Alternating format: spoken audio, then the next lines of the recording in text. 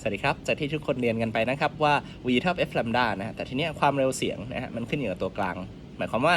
ตัวกลางเนี่ยมันจะกำหนดได้ว่าความเร็วของเสียงเป็นเท่าไหร่ซึ่งเป็นคุณสมบัติของคลื่นกลนะฮะซึ่งความเร็วนะครับจะ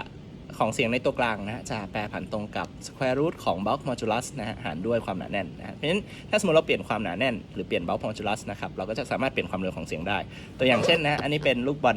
ลูกโป่งฮีเลียมนะครับถ้าสมมติผมสูดเข้าไปฮีเลียมความหนาแน่นมันจะต่ำกว่าอากาศนะฮะ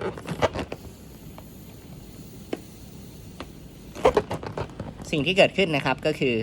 ฮีเลียมทำให้ความเร็วเสียงสูงขึ้นนะแต่แลมด้ามันเท่าเดิมนะความถี่ที่เราได้ยินนะครับมันก็เลยสูงขึ้นตามนั้นนะครับโอเคนะครับก็ฟิสิกส์เล็กๆน้อยๆครับขอบคุณครับ